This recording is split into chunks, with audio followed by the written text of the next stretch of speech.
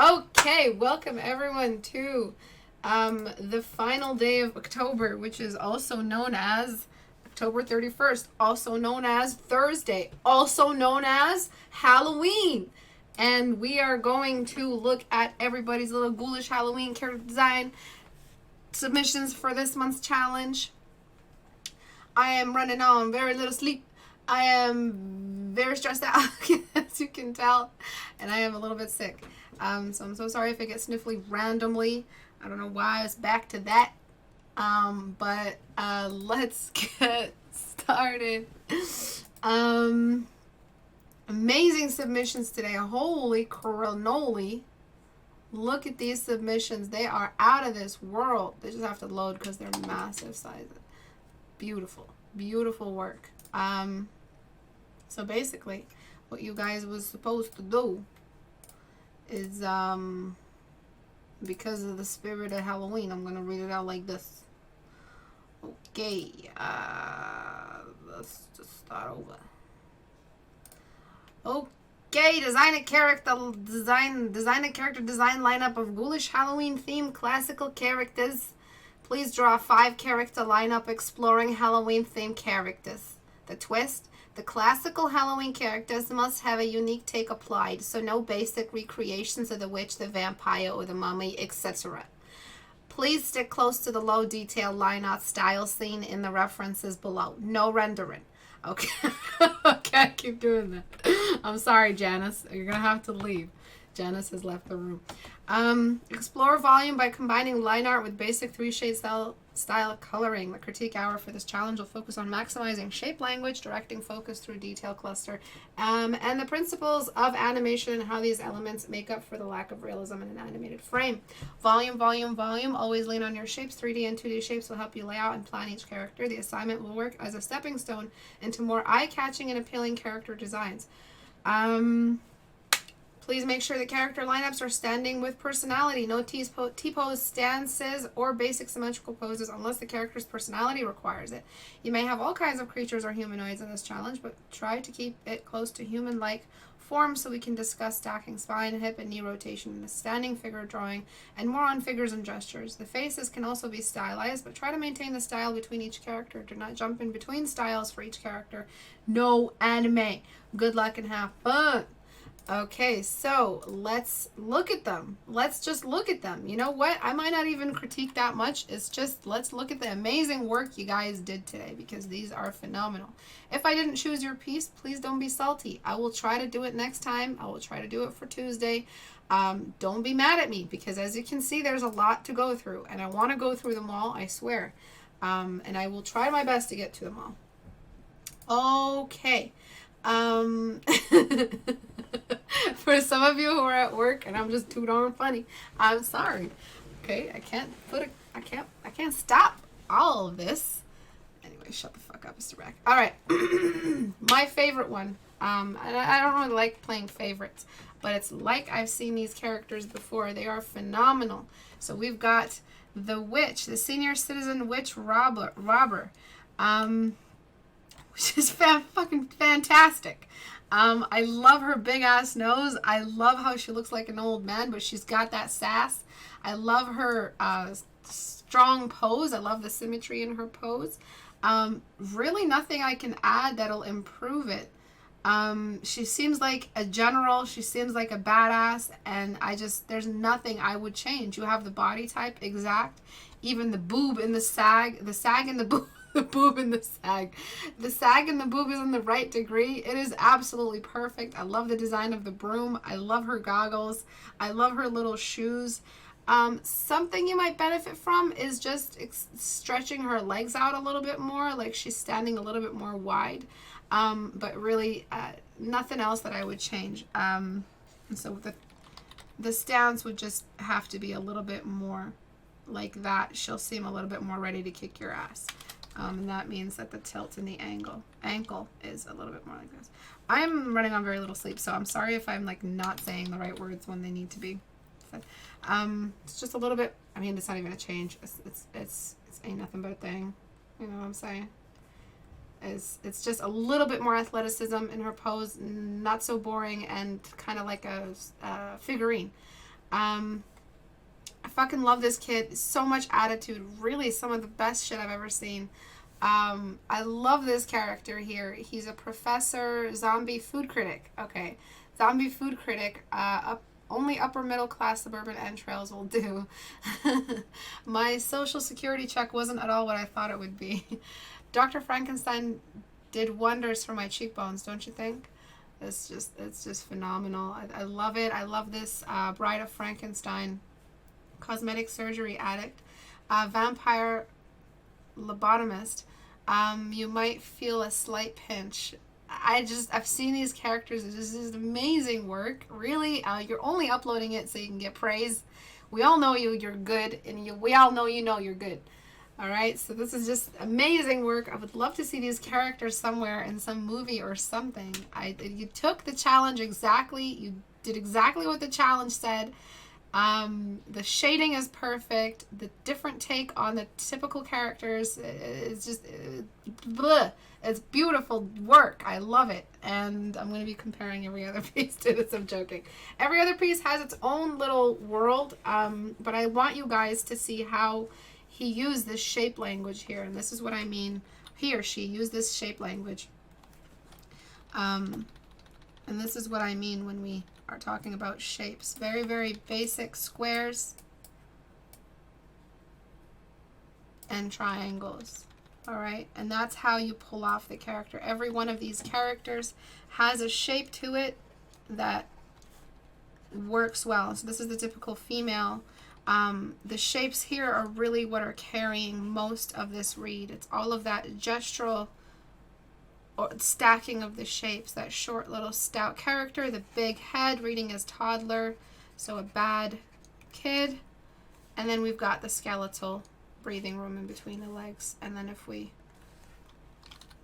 just turn all that off, this is exactly what your planning stages should look like. You should always organize and prepare for what the gesture is representing about the character, the strength, the sass, where their center of mass is, how they're standing. All of it should have already been planned ahead of time. These are the initial brushstrokes you do, the initial gestures that you throw in. You've already seen the character in your mind based off the things they say, the things that you're trying to interpret about their personality.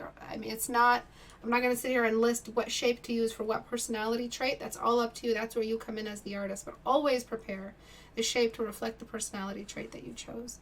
So that's what I mean. Just phenomenal work. Beautiful job. All right. Let's talk about this piece. This one is wonderful as well. I love the different sizes. Very, very nice shapes here. Some stuff is a little bit confusing. Like we've got this kind of like Joker-esque character, but a very, very small head, which has made the character feel a little bit massive. So when we have a small head, it feels like he should be colossal. It feels like he should be, this big. Because when you've got a big body, you have the typical head size that you've established here, which it should be the same head size as every other character. So head size is basically a representation, is your scaler. It's your scale. It's like your reference system, the head size.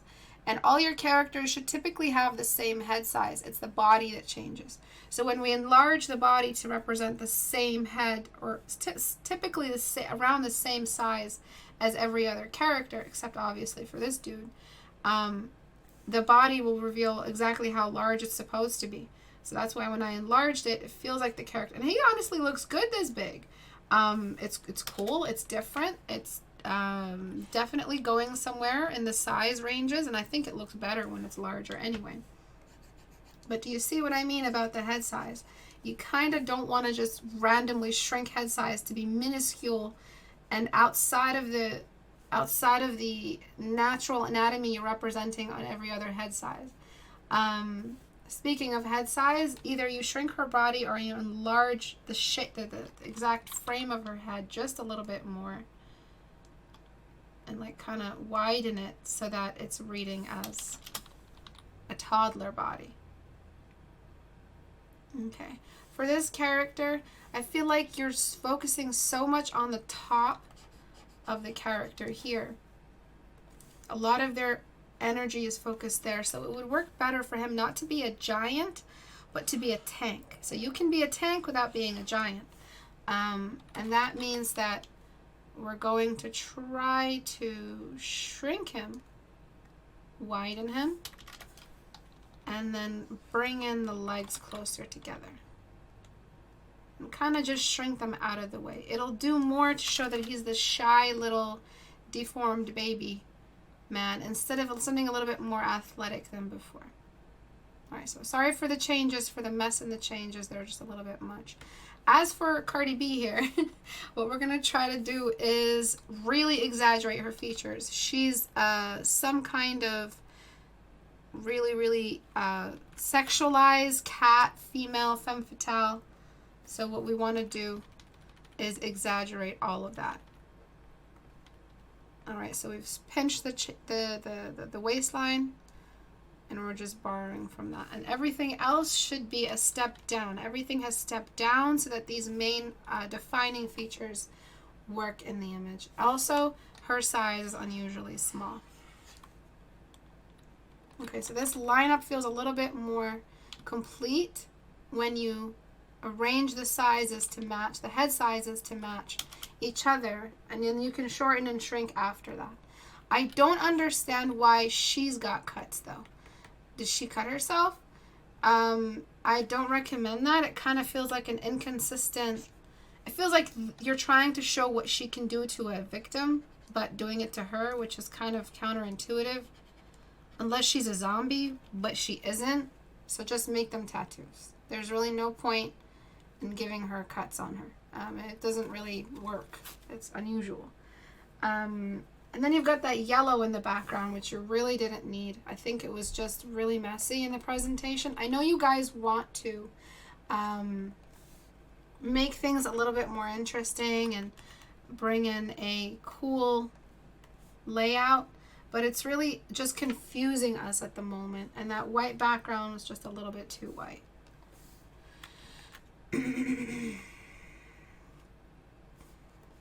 Alright, so I know he's cut off at the top. I'm sorry about that. I'll try to, I don't think it's going to reveal what I lost. What do you guys think? Actually, creepy slutty cat. Shrunken waists make me feel uncomfortable. Maybe because it's really sexualized. Okay. And then we have next piece. Phenomenal work, you guys. I love this skeleton. It's just so funny. He's replaced his hip bones with his head, which is so funny. There are some issues though. This is looking a lot like a furry. There are other ways to pull off the read of a wolf, and so when we're trying to work from wolf-like features to look less furry, we kind of think Beast from X-Men. So we're focusing all that stuff at the top and really bringing in that kind of Beast from Beauty and the Beast. Getting rid of that humanized snout type thing and just thinking werewolf, because this isn't reading as werewolf trope, so you've not really represented a trope from Halloween. You drew a Professor Furry professor. That's not what the assignment was for. So, and then grabbing that head. Oops. So I can hear the gasps of furries in the audience, and they're probably all mad at me. That's okay. Everybody's mad at me. And alright, so just a little bit more werewolfy, a little bit more haunched over. And I'm just gonna get rid of that bedroom smile. So if he's going to be holding a book and what's it called, he's not gonna be smiling like that. He's not gonna do the milady smile. There's no milady smile, even though he's a very esteemed professor. And I would shrink the head just because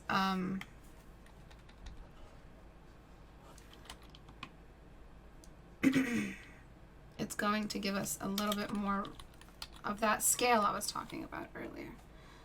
Okay, and then if you want to, again, shape language. Where is the main focus of the character's strength? What kind of character is he? And I would say a larger upper body would do more, and a smaller upper body. So it's just basic. There's only like a handful of body types that you're expected to use. And then this stance here with the legs is a little bit too apart for the personality you're representing. So this is kind of like a Darcy from Pride and Prejudice. All right. Yeah, Milady smile. All right, so no more Milady smile, less personality before, and I'm just trying to like not mess up your character. Oh, he looks like he needs to be. Alright, I think this... Okay, he looks like he's doing the pee-pee dance. So I'm going to try to just not pursue that correction and just let him stand like Darcy. Actually, Darcy actually stands like this. So...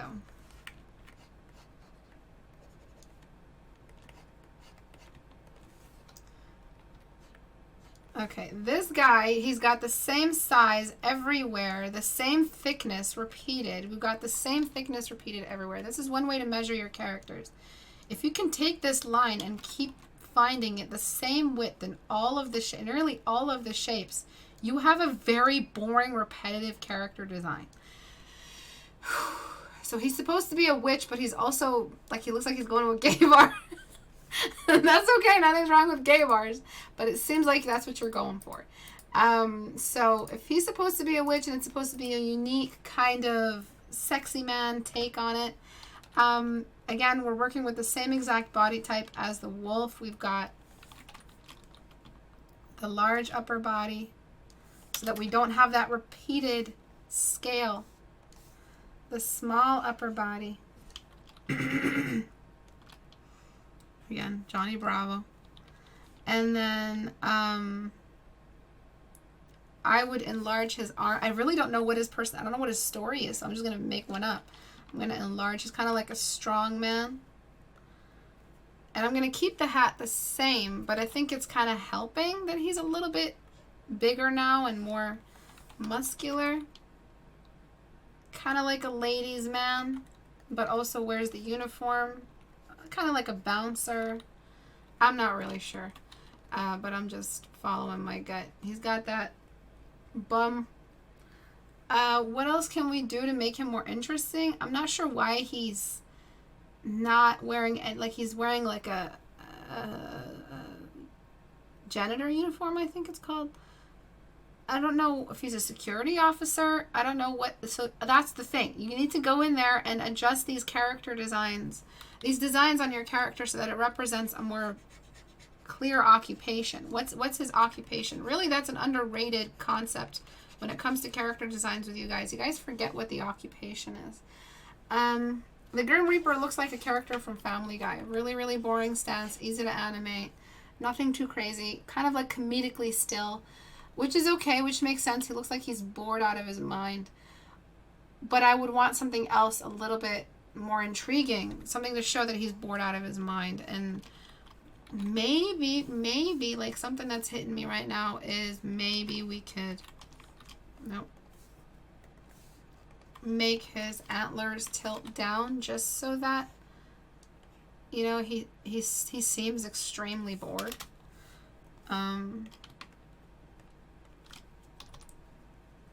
I think that's helping him seem like he's bored out of his mind.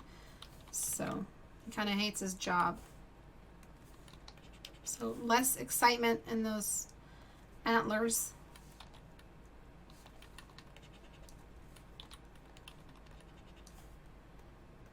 Oh, okay. That wasn't even in the... Okay. And then something else to show that he's bored, maybe. A lower droop on the... He kind of feels like he talks like Eeyore. But again, it's your character design, so you could probably tell. More of a droop in the Reaper thing. So he really feels very boring. Less of a threatening shape and more of like a board. Like it's made out of rubber. Like it's just there as a prop. It's like that's what he's talking about. Oh, this thing, it doesn't actually cut. It's just a prop. It's my uniform. Okay. And then this character here, she's got a really long body. She seems like she's a younger character. Again, you notice the repeated tropes over and over again. We're enlarging the size of the head. We're shrinking the body.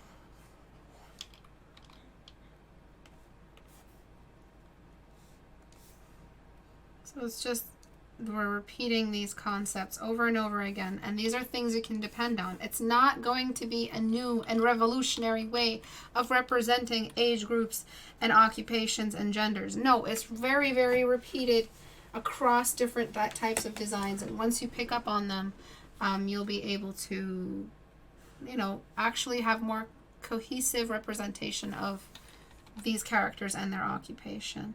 Her gesture, because she's a toddler, because she's dressed like a baby girl, she needs to have less length in her limbs. Babies or kids, just like that first piece the little ghost boy, the bad kid, he had a very stout, short limbed gesture to him. And that's why he was so cute, because we were using the right sizes and scales on the characters. So shorter limbs means cuter character. Write that back to me. So you don't need all this 1, 2, 3, 4 points of pivot. You really just only need so many before, you know, it reads as an adult, before it starts reading as an adult. I'm not sure what she's doing. I'm not sure what her gesture is all about, but she's reading as a little bit more cute and less like a less age confused. Okay, so we've got the ghost baby girl, the gay bar witch, the furry werewolf professor, the bored grim reaper, and then this adorable skeleton, which I don't want to alter at all. I feel like he's this really awkward dude who at one point was really shitty with his life, and he had like a crappy life, a very boring middle-aged dad. And he finally went to the afterlife, and he's having a great time, and he switched his pelvis with his skull, and he's just enjoying life in the afterlife. Okay, so we've got before. Okay, so confused about the age, why she's wearing a little girl's communion dress, if that's what it's called. Same width in the limbs all the way through. Looks like a bad design, or maybe you traced over something. That's how you know when you trace over something. When the limbs are too consistent. Cartoons, you can get away with a lot. Okay. He feels more like a stuffy professor now, instead of a flirtatious milady furry. He seems more bored with his job. Definitely a Family Guy character. I know I've seen him somewhere, and I wouldn't change him for anything. I'm in love with this fella right here. I love his take on life. I love his perspective. Okay, let's go on. Drunk Infernal Infantry? I'm not sure what that means. I think it's like a word for this type of creature. Mummy Matryoshka, like the doll things. That's really effing cool. I love this character. But for it to read as a mummy, I would want this to be more like a closed sarcophagus. I think that would be really cool if you managed to close it mechanically somehow. She kind of just walks around with like that sarcophagus, which completes the mummy feel. So I'm going to just try to show the inside.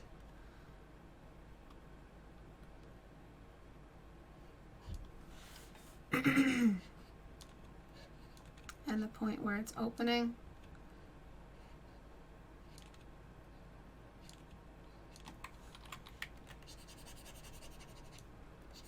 That kind of makes it feel like it's the little dolls that close up.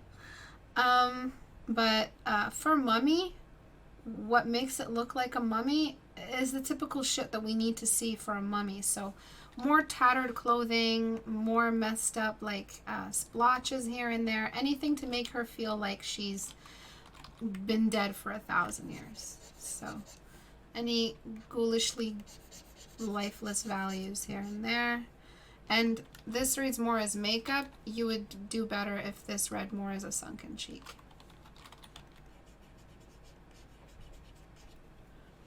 So just basic stuff to help the piece along. Another good example of bad sizes. So it's just one big rectangle. That's boring as all hell. It's just because there's a shape behind it doesn't mean it was a good shape that was chosen. And then you got this awkward like bell shape towards the end. Really, really awkward. I'm not liking it, especially that color.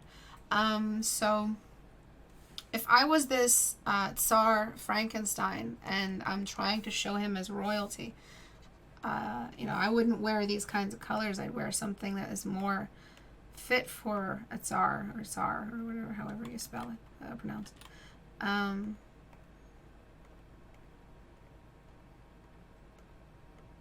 So I would give him something like a blue just to show that there's a royalty here. I would get rid, he's not a very slim man, Frankenstein. So we want to increase the size.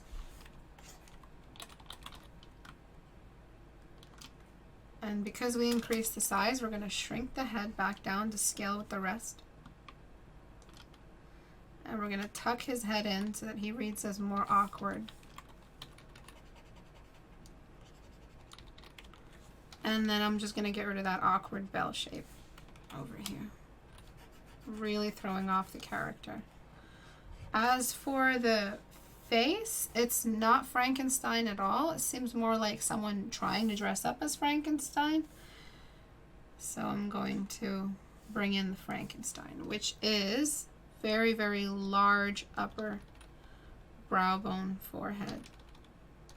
We've got that pinhead type stupid. So to make something feel stupid, like it's a very big, all bronze, no brains, we shrink the head toward the top. If it's a brainiac, we do the opposite. Large jaw, wide mouth.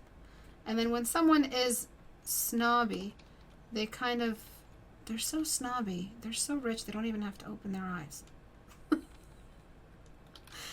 That's how rich they are. They're just so rich. Their eyes don't even have to open.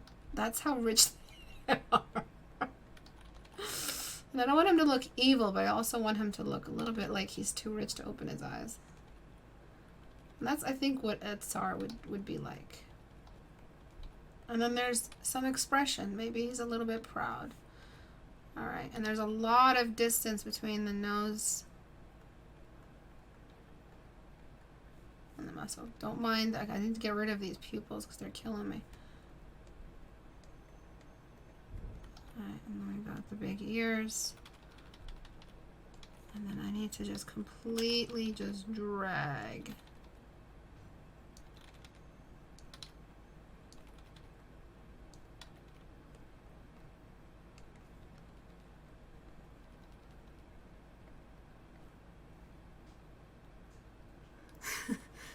Seeing? I dare say not. I have servants for that. Okay, and then I'm just going to, I'm really trying to give that sense of I'm too good for you.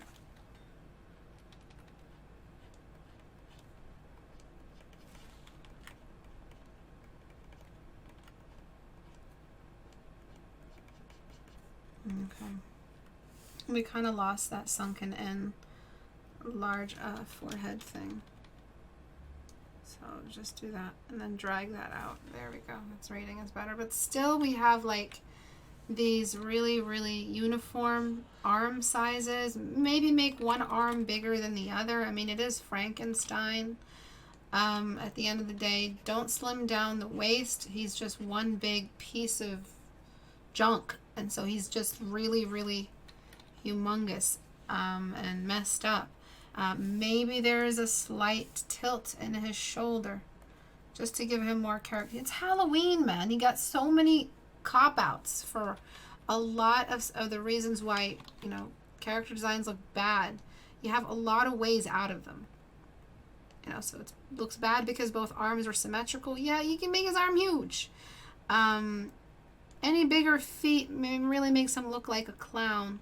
Maybe one big foot, one small foot, because he's like unmade or not made very well. Or maybe no feet at all, just to bring in some of that vampiric or like Dracula regal stance. And then you forgot his little bolts. I would recommend keeping them because it's part of the typical classical read of a of a Frankenstein, so I would keep them. But sometimes they're on the forehead temple, sometimes they're on the neck. It's really up to you. And I'd make a bigger, more like feathery kind of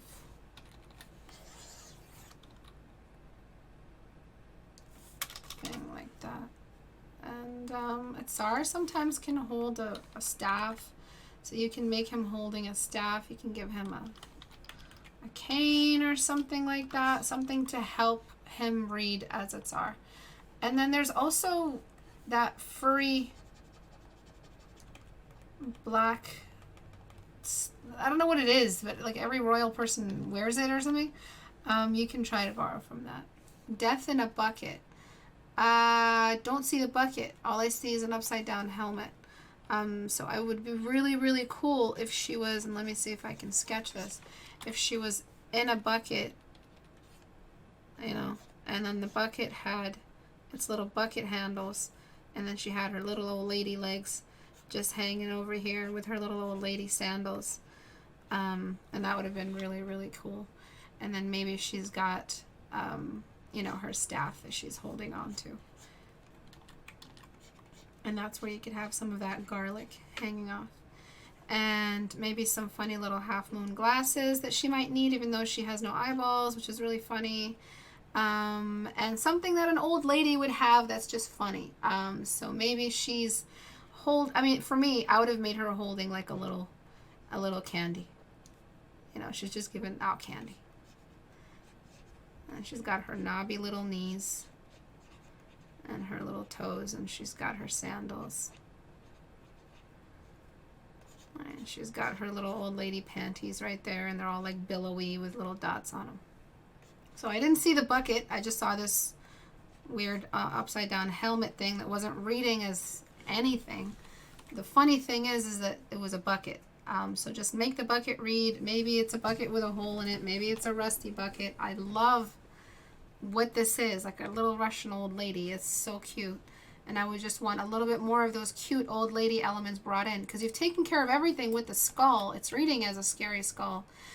Knitting needles and a ball of yarn. Beautiful. Knitting needles and a ball of yarn. Maybe sometimes she's bored. Maybe she's making a scarf and she's always making it and it's just billowing around her, and she's got a little scarf she's always making, and she always says she's cold, but she's dead. No, Grandma, you're not cold. You're dead.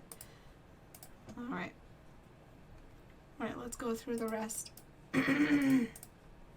Okay. Problem. Repeated size over and over and over again. There's no size variety. It's not inclusive to all body types. I don't care about that. You don't have to have a fat character to make this look more cool. But you do have to try different body types. There's different types of female. There's larger Aphrodite, big boobies, fertility goddess. And then there's the skinnier athletic Aphrodite. Basically the body type where you have curves and a beautiful character is the Aphrodite. And in order for you to, you know, do better, you have to explore the different variations of waist to hip ratio. So you can have waists that are more wide, and then you've got that Jessica Rabbit long after that really, really tight corset but heavyweight curvature, or you can have short legs with that heavyweight curvature. You can have long legs with an athletic body type and smaller breasts, or you can have long athletic shoulders with more large breasts, or straight up like that. This is something that Disney does a lot when they're trying to display, either a strong female, goddess female, like Hercules. You guys should watch Hercules and look at the body types of different kinds of women, especially the muses. They all have this repeated but very, very much intact Aphrodite body type. So muses, Hercules, and they all have a very, very feminine read, each and every single one. So athletic body type, larger breasts, higher, like even more curvature, shorter, more athletic, very, very thin waist all the way around, except for the bigger one, but even still, you still have a thinner waist each time. So you could have done this. This is all very beautiful women, one beside the other. But they don't have the repeated size and scale. They all look like they're wearing the same size shirt. Do you understand? Then you got this awkward little boy who's like, what the hell am I doing here? So that's something I recommend for you. Please watch this movie if you guys have it. I love the way they're animated. They all have their own thing, but they're animated so well, and it's just repeated throughout anime. That's why I say there's animation here, because you got to think about how this character moves, how the shapes are coming back, and the way you animate them. You don't animate the character, you're just animating the shapes, by the way, and the character just follows along. So when you guys explore animation a little bit, just once or twice, try to animate something, you'll get a better idea of what shapes are easy to animate and which look best with which shapes and so on. But very, very repetitive shapes. Yeah, I could talk about the designs. They're cool. I don't like the sword with the Jetsons or whatever they're called. Is that what they're called? Jetsons? The Jetsons? Helmet here. I don't get it.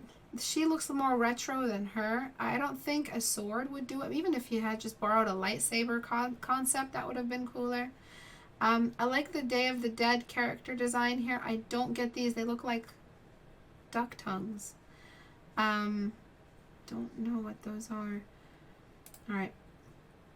Beautiful job though. Good colors and good effort. I just want you to explore different kinds of body types. So go after it. Get some lasso going, get some reorganization. You can correct a lot with very little effort and have a real nice character lineup for your portfolio. Okay, some repeated shapes here. Monk, vampire, geisha, witch. That's cool. I like the concepts. I really do. They're really cool. The execution, it could have been a little bit better research. Sumo Frankenstein? Really? You're gonna put a sumo beside a regular. Do you want me to help you in researching better? Sumo man comparison. Let's just try to see what a sumo dude looks like beside a normal dude. I'm just trying to like find a comparison for how big a sumo dude actually is. Sumo small.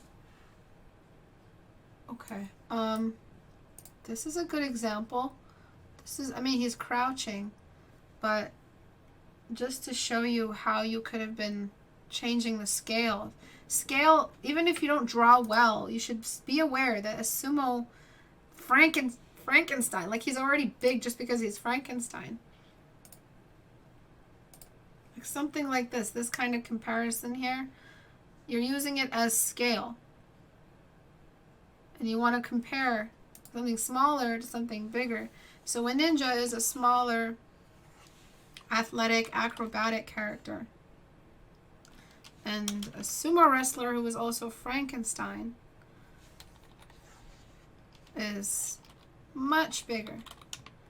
So we're actually going crazy with our scaling because it's beneficial for the read of the cartoon or for whatever we're doing, and then we'll just adjust head sizes after that. Because we talked about why we're adjusting head sizes.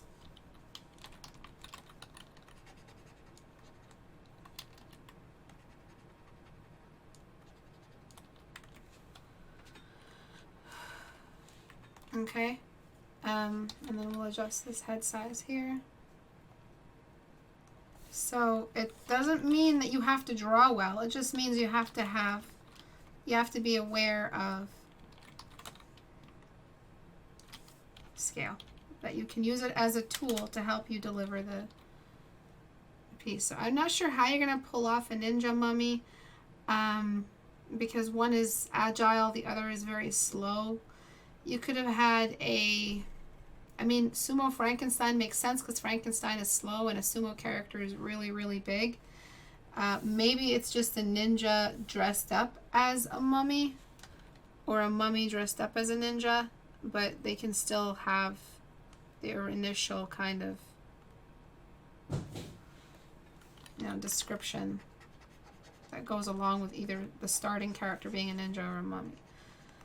Okay, so you could have done a lot more with this than you've done here, which is a repeated scale over and over and over again. One of the biggest problems here is you just repeated this scale. You didn't really explore different sizes. They're standing beside each other, so that means that they are representing each other's sizes. They're working to compare as a comparison for each other's sizes. Background is a little bit too dark here. It feels really, really dull. I'm gonna see if I can bring out the characters a little bit more. This is nice. The designs are phenomenal. I love the shape language, that double-headed vampire chick. That's really, really cool. And how exaggerated her teeth are. The part broom, part human witch character. You know, you had it staring at you right in the face. You just made it awkward. Is that thing in her vagina? Okay, that's all people are going to ask. You had it staring at you. The answer, which was just make the skirt the broom. All right, so let's see if we can do that. And you could have just done something very simple. You could have gotten rid of her skirt. You could have put it under the skirt. There's just so much you could have done that would have helped the scene. Okay, I'm sorry. Somebody had to say it. All right, and it feels more like a complete kind of like take on the broom now that we have it as a separate, but also very, very similar, like stacking here. So we have it separated from her in that it's a skirt, but we don't show the legs, and we've tied it back to the character. Where before it seemed like it was actually stuffed in. And you could adjust it. You could make it look a little bit more interesting. You can make it move with her. So animation. So what does that mean? The character is moving. How would I move this broom skirt so that it looks like it's animating? So that means we have that trailing effect. And we have that propulsion from the middle moving out. So she's moving with her chest and torso out. And that's how we would animate it. Okay. I also think that you would benefit from raising her arm up as if it's kind of like in front. Like, ooh, you know?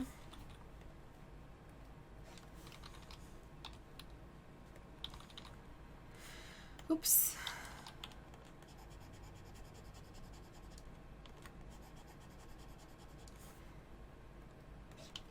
So before it was just a little too awkward. And if you want to shorten it, that's cool too. You don't have to have it so big. You can have it as a shorter broom. She's kind of like coming out of the broom. This is really cool. I like this piece. You see how dark you were before? This is really cool. I'm trying to figure out what it is. So it's a zombie grandma carrying some stuff. The mummy is a garbage mummy or a bug mummy. Like, yeah, he's a bug mummy. And then the depressed ghost. So I don't know if you guys have ever seen Ruby Gloom. I'm not going to bother with these because I just need a little bit more information before I know what's going on. Is he being eaten by the bugs? Is he made? He looks like he's scared. I don't get this one because it's a cute little grandma, but she's also falling apart and I can see her guts. More uncanny and disturbing than cute. But yeah, Ruby Gloom. when we're talking about a depressed character, let's talk about this. A long time ago, I wanted to draw a Mumu from League of Legends, kind of with Ruby Gloom, that character, Misery. And the entire way they drew her is just droopy. Everything's droopy. She's always so sad. And my fan art that I was going to draw was basically Misery and Amumu were like girlfriend, boyfriend. I just never got around to it. This was back when I was like 23 or something. Such a dumbass. But if anybody wants to do this idea, please do it. It's so cute. But you see how everything's drooping. Everything's droopy. And she's so droopy. And this is nice because she feels miserable. The animation feels miserable. You're not doing that here. Nothing is drooping. Her hair is really happy. In fact, it's the same jolly hair we saw on that skeleton grandma. So there are other things you can do to make it feel like a depressed ghost. Okay, so you've got a droopy kind of silhouette to the hair. Okay, so we've got a droopy silhouette there. And then we've got a droopier kind of ghost tail. And then you can bring in the fabric back. And then because of that, now we have a more readable Aphrodite body, just to show that she's a female. Alright, so everything feels more droopy. And then we have a droopier hand. You know, she's all depressed and droopy, like me. Alright, so we've got that. Okay, and if she was up against a wall or crying against a wall, you can make it so that it's straight and then her like hair is pushed against the wall or something like that, or it's just met up against the wall. If that's what you were going for, because she's like all depressed against the wall right now. She's such a drag at parties.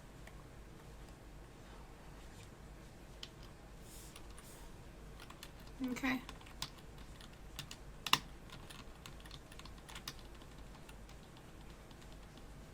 Alright.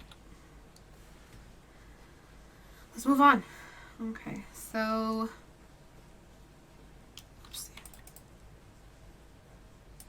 okay. I'm gonna try to go through all of these. I don't know if you guys can hear the rain outside. We've got really, really cool characters here. For some reason, I just want to enlarge her hips. I just feel like it would be so much more cool if her hips were like humongous. Do you see what it did? Like, it's just a little bit more, but they're actually massive. And you don't have to shrink the waistline. It just reads better. And if you want a little bit more athleticism, just shrink the knee area. For this character, we kind of saw that exact same body type in that very first scientist vampire. But she's got a pixie cut and she's got a really small head. So it's not working. The reason why that very first one was perfect is because she had that same exact character body. She had a long head. She didn't have a pixie head, which is like that Tinkerbell proportions. Look at that head. So I'm just completely tempted to get rid of that and then just give her these like really cute fairy proportions and just make her like a fairy vampire, which is, I think, pretty cute. Alright, so you see how it's like reading as a complete body type now?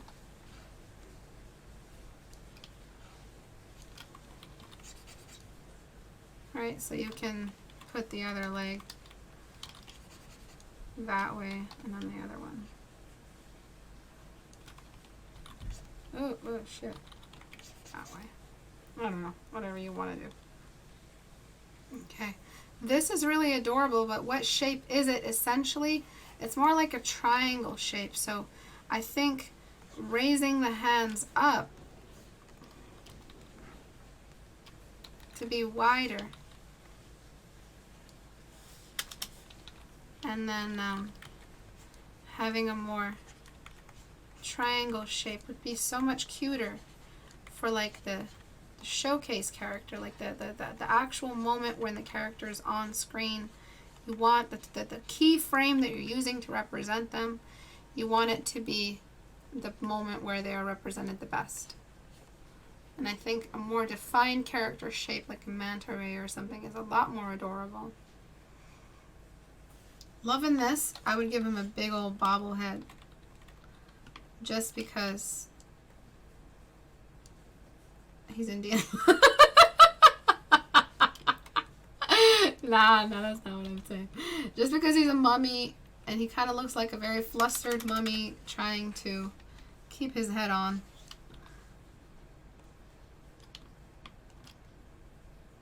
And he kind of seems ridiculous. Everything just doesn't seem to work out for him. And he's very unlucky. And that's kind of what I'm getting. This is a tank. Again, what do we do with tanks? We get rid of the neck.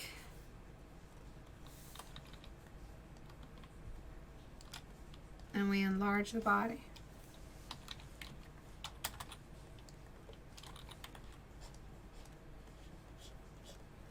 Shrink the legs. Gotta shrink the legs.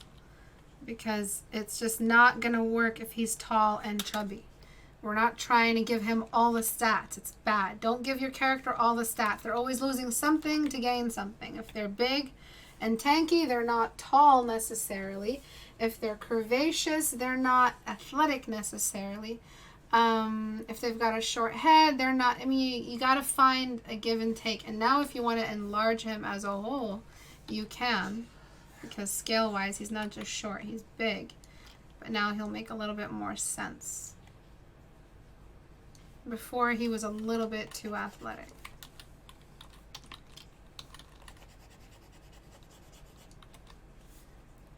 Okay. So before, that neckline wasn't doing anything for him if he's supposed to be a big dude. Okay. This feels like it's anime. It feels like two different characters. I mean, artists drew them. Or like 3 different artists drew each character. So that's something I didn't want to see. I want to see more consistency in the character design. I'm just going to let Photoshop do its thing. Okay. Then we've got these characters which are really, really cute. A little bit messy in the presentation, though. Try not to do the dark backgrounds, you guys. We're really missing out on a lot. Though I know you're trying to show some secondary light source, it'll still work with a light background. I am just blown away by this clown. I love his design. But all of these seem like they're melting together. There's not much breathing room. So, trying a gesture.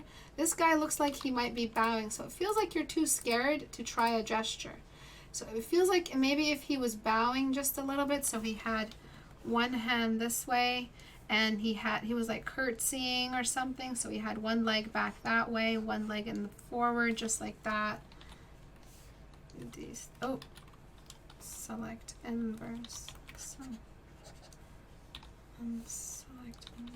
Maybe just something like that to help the character feel like he's doing a gesture, and then his arm was moving this way. That would have done something for your character design. I think it would have been a little bit cooler. That way we don't just have a repeated character. This one is cool, like a circus acrobat kind of on the horse, but he's the headless horseman. I love that take. Mummy acrobat, that's really cool. She's using her mummy wraps to hang off of. The strong man swamp thing, I think. Maybe it's a mummy as well. is it a Swamp Thing? And then the depressed skeletal clown, which it just seems perfect. Really reminds me of Little Nemo. I don't know if you guys have ever watched that or seen those old comic books by Winsor McCay, but it's just reading exactly as that main character, that savage character with the cigar. Forgot his name. All right. Let us continue. Ooh, really, really dark background. Let's see what I can do. Okay, furry. I don't like this. I don't like furries. I don't know if you guys can tell. The thing with furries that pisses me off is the extended snout. That's what pisses me off. It's such lazy design. Y'all are using the same template over and over and over again. There's so much you can benefit from not just not shrinking that snout or lengthening that snout so much and just shrinking it. All right. Now it just, apart from the Disney eyes that y'all are always using, you guys are smart. You're all artists. You don't need this template in order to pull off a cool creature. You really don't. That's my biggest problem with furries. Y'all have the same scale for the ears, the same snout shape, the same eye shape, the same big pupils. Try to explore something else. That's what gets me. It's that it's a cookie cutter style and it pisses me off because I know y'all are smart and I know you guys can make better designs. Bring the eyes in closer together so that it looks like a half whatever, but it's just not that repeated, annoying, horrible monstrosity that is furry art. Okay? This is still your drawing, just without that template. Okay? You don't need that large snout. Maybe you're not a furry. Maybe I'm just roasting you and you weren't even trying to do furry. But the message is still the same.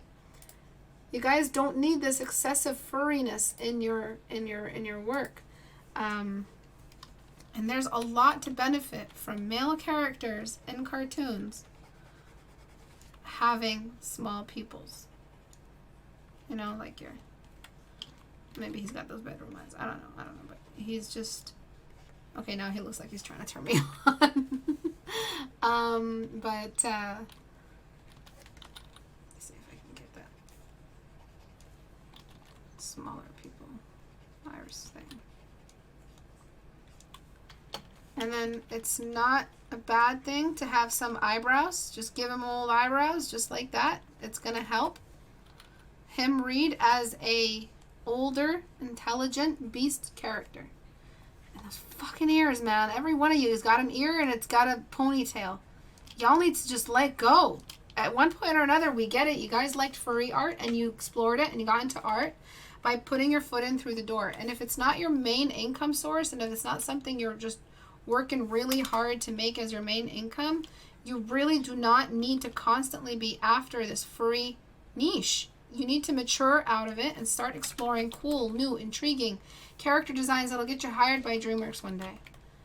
All right? Just think of the way they design characters in Treasure Planet. One of the most underrated and phenomenal movies I've ever watched. And it pulled off so many cool fucking character designs. And it was just so great to look at because you had half cyborg, half dog, half man who just looked phenomenal. And then you had this half cat, half human, half general, half badass captain of a ship. Then you had another dog who ended up having babies with the cat. And it was, it's ridiculous. But it's amazing. They pulled it off. And that's not with the fucking furry template y'all are using all the time. So Treasure Planet. You guys need to watch some movies. Such cool shape language. This is technically a furry, but it's not a furry. All right? It's phenomenal. Look at that. Big eyes, big nose. He's still the character we're talking to. He's still that animal character. Small pupils. And then we've got that Aphrodite athletic body type. Cat features. Still looks phenomenal. Still looks expressive. Straight up dog character. But not a basic template. I'm so fucking sick of the furry template. Not because I have a problem with people when what they want to do with their time off. I really don't care about how it relates to your identity. I couldn't care less. It's not about that. That's not what I'm talking about. I'm talking about as an artist, I am damn sick and tired of seeing furry templates. If you guys want to explore a combination of animal and human for your own reasons, do it in a cool new way. Do it in an interesting, intriguing new way. All right, and that's all I got to say about furries today. This is so cute. It reminds me of Hilda. That's a really, really great show if you guys want to watch it. It's really simplistic, really cute animation style. Will make you cry. The first episode will kill you. It's on Netflix, I think. Really recommend you guys watch it just so that you can understand like how they've managed to pull off some really, really cool like running cycles, walking cycles. I forget what it's called, but that arc is so exaggerated. The extra little features added on top. The storytelling, it's just beautiful. And maybe if you wanted to color this, you could borrow from this type of pastel, muted values and your, selective saturation. Really, the only thing saturated is the red in the scene, as you can tell. Everything else is neutral. So you can work just like that. Beautiful job, though. I love it. It's so cute. Okay, some repetitive scale, as you can see. This guy's supposed to be tall and lanky, but he's the same size as the Frankenstein maid. The witch groundskeeper. So I think you guys didn't think about presenting these with the idea that they're supposed to be standing beside each other and helping establish each other's scale. I think that's where a lot of you fell off. You forgot that they're standing beside each other. You're supposed to be representing them as if they were standing beside each other in a room, in an animated scene. How would they look beside each other? You don't resize characters if they're beside each other. You do a little bit just to fit them in a scene, but you're not going to completely alter the character. So I feel like she should be shorter than this dude. She should be the shortest. Maybe if she was stubbier, she'd be a little bit more cute. And maybe if he was longer, like his head is here, his legs are there. He's just a really long dude. Kind of like that Jack Skellington thing. I like your use of shape language here. I don't know why he's thinner. If he was supposed to be short, stout, strong man, I recommend widening him a little bit. For this character to have more of a dynamic take, I recommend just showing us more of that Z-axis ground space by throwing that leg back just a little bit further. So you have that wider space here. He really feels like he's leaning back. This character here, Simple Liquefy, will help. He's like an opera singer, diva, Elvis. So you want to give him that strong chest and that really billowing kind of gesture. Here, something that could make this character a little bit more eerie, I'm just going to give them their own little lasso, is just a little bit more kind of ghoulish gesture like that. Maybe he's just one tall, really scary mirror of distortion. Small little adjustments add more dynamic strength to the delivery of the character's personality. He's very proud of himself. He's very vivacious, I guess. Just spooks. He's very, very strong. He's really, really going at it. He looks like he's about to drop a turd. So I want to show that he's really mustering up all his strength. This is probably just 15 pounds each. He's just trying so hard to... and just make that dumbbell kind of like... or a barbell or whatever, bend a little bit, and just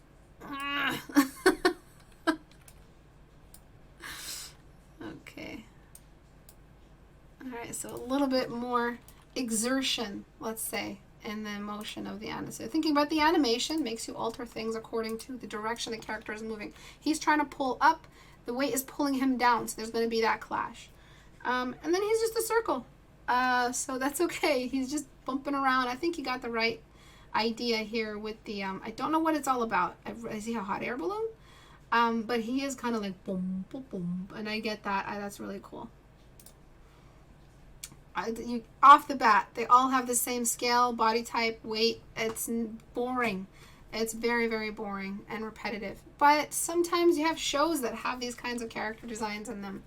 And that's where, we have some gray area in what people like, what people don't like, what appeals to them. But yeah. Same thing. You got a chunk. You got a body. Oh, this is Nathan's, I think. But they're all the same size, and you can probably tell right away that you weren't really doing this with different body types in mind. So we enlarged her body, but we go back to the head. Keep the head at a generally average size so that the scale is maintained. All right, and if you want to shrink her, go ahead. Widen her, go ahead. Just go back and adjust the head size to be more average. Also, her face doesn't look like it's gained any weight. You get rid of this. When you're a chonker, you don't really have a neckline. All right.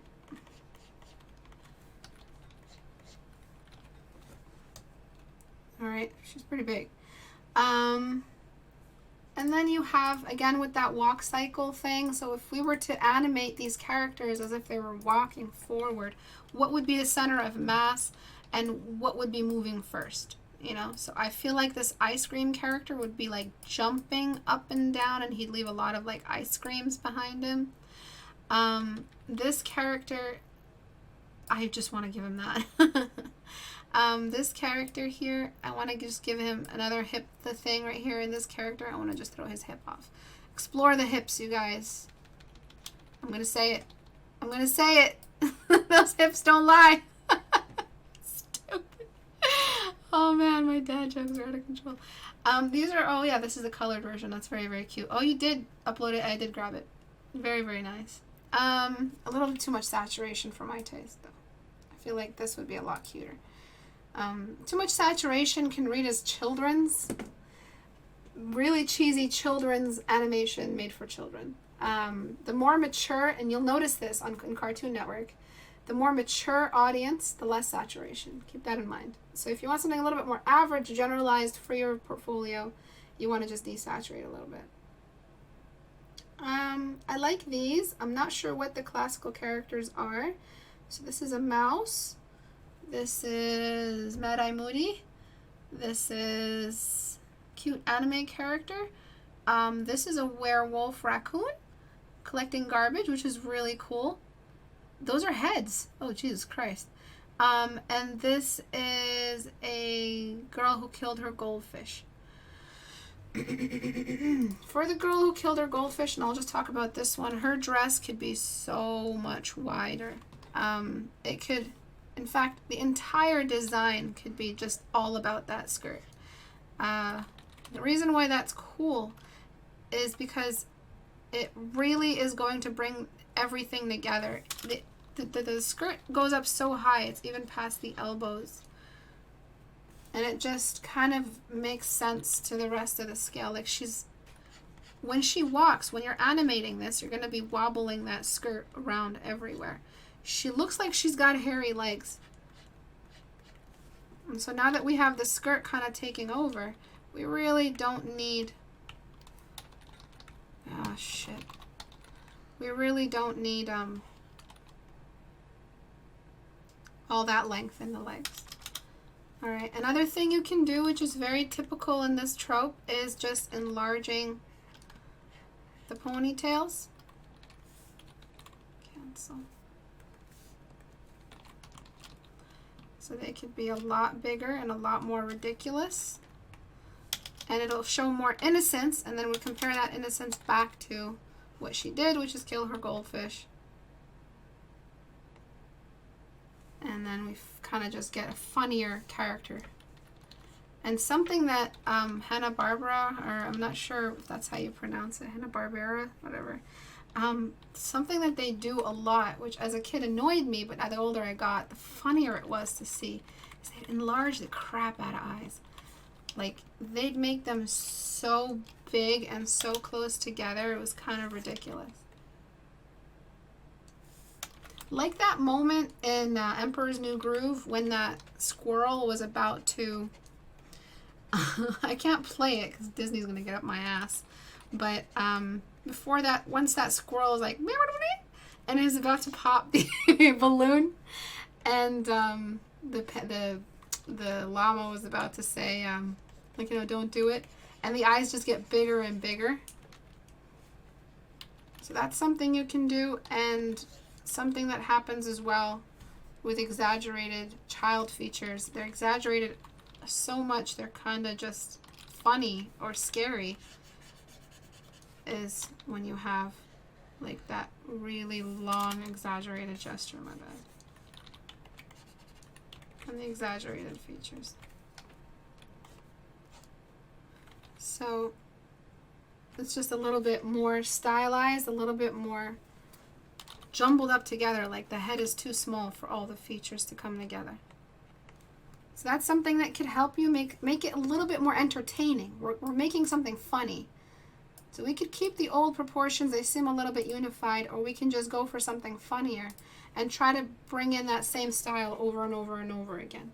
But that's why I'm saying all these characters, this design, this design, this design, this design, and this design, look like they're all done from, well, the previous. Look like they're done with a different artist each time.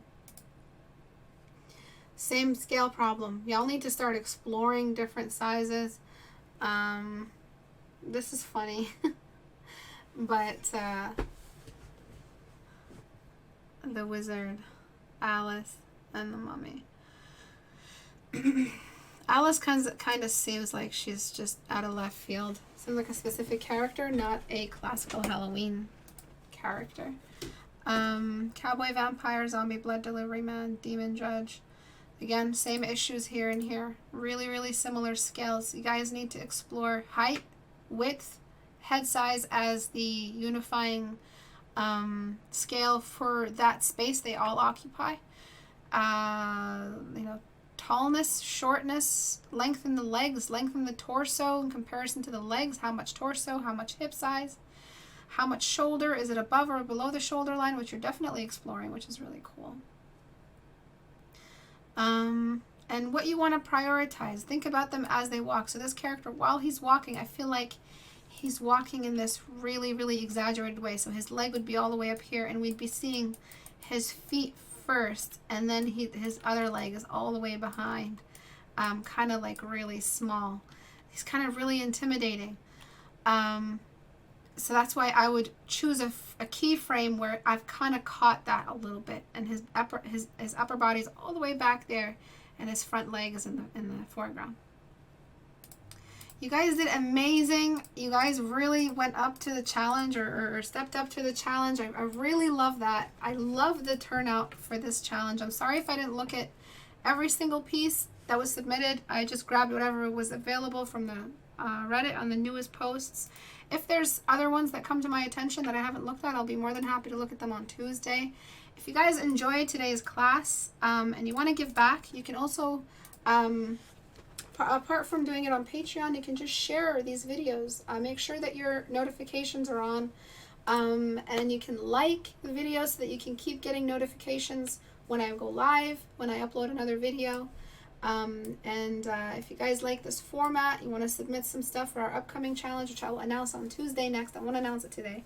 You can go to Reddit, and that's where I'll pin the announcement for the holiday challenge, which is going to be, as you already know, a Santa battle illustration wizard battle. It's going to be a wizard battle between the Santa and the anti-Santa.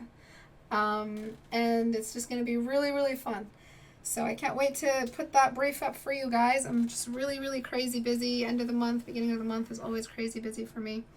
But yeah, join on Patreon. If everyone here, if everyone on the chat in this stream joined as a patron, I really wouldn't need to announce Patreon every time. If you guys just join as watchers, it's just $1 a month, less than 3 cents a day, or a little bit over. And it's going to ensure the continuation of this community, to keep these challenges up and running season-wide. year long, and to open up my time so that I could write these down for you. I could set them up to be fun. I could not feel so much pressure from my outside job. Not feel like I'm gonna skip challenge season this time. So if you guys like this stuff, if you like the regular meets as well, that are not always this crazy exciting. Sometimes we just talk about 14-day challenges. Sometimes we talk about fundamentals and how to render. But challenges is where we really increase the scope of our community and the kind of stuff that's welcome on the Reddit. We explored cell shading and line art this time around. So, and then next time is going to be book cover type illustration between two fighting Santa Clauses, or Santa Claus and the Anti-Claus.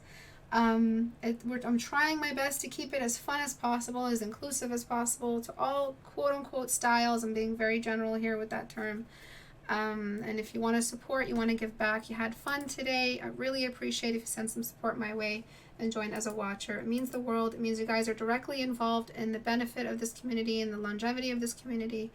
And I don't have to depend so much on YouTube or depend so much on getting myself up to 100K subscribers, which for some reason has completely frozen. My sub count is just frozen where it is right now. It's really, really weird. It's barely moving, and maybe because, I don't know. I really don't know. The breaks that I took from my health year-round have really affected the way YouTube is treating my channel. I had to take a month-long break in March. I had to take another break in June. I think I took another break in May. I took a recent one in August, and I took something like that recently as well. I forget. So I've just been very sick, and that's why I think YouTube has kind of stopped sending out notifications for my channel, because I don't upload as much, or not as much as last year. Anyway, that's it. Thank you all for watching. I'll see you guys on Tuesday. This was hella fun. Thank you everyone for joining this challenge. I hope to continue hosting challenges just like this for you guys. You guys are amazing, talented, and amazing for putting up your work to be critiqued in public in the critique hour. It's just phenomenal. You guys have enriched the community. Thank you so much. I'll see you guys on Tuesday. Bye. Happy Halloween!